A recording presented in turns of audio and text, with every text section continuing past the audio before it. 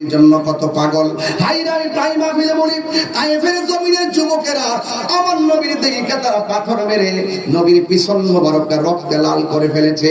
জিবরাইল আলাইহিস সালাম যেই পাথরের মধ্যে দাঁড়িয়ে আমার নবীর বলছিল, ইয়া রাসূলুল্লাহ, ইয়া হাবিবাল্লাহ, আপনাকে আল্লাহ কালিমুল্লাহ বলে নাই, আপনাকে আল্লাহ সফিউল্লাহ বলে নাই, আপনাকে আল্লাহ নাজিউল্লাহ বলে নাই, আপনাকে আল্লাহ কালিমুল্লাহ বলে নাই, আপনাকে আল্লাহ রূহুল্লাহ বলে নাই, আপনাকে আল্লাহ খলিফাতুল্লাহ বলে নাই, আপনাকে আল্লাহ বিনা পরীক্ষায় হাবিবুল্লাহ বানাইয়া এই দুনিয়ার মধ্যে পাঠিয়েছে।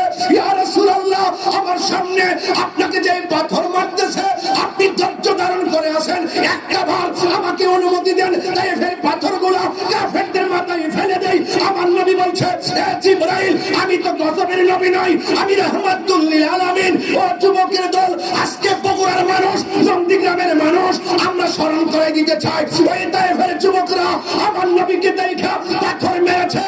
আর বগুড়ার মানুষ যদি সেই দিন পাথরের সামনে থাকতো, পাথরগুলো বগুড়ার মানুষের বুকের মধ্যে নিয়ে নিত, মোস্তফা বদন মোবারকে একটা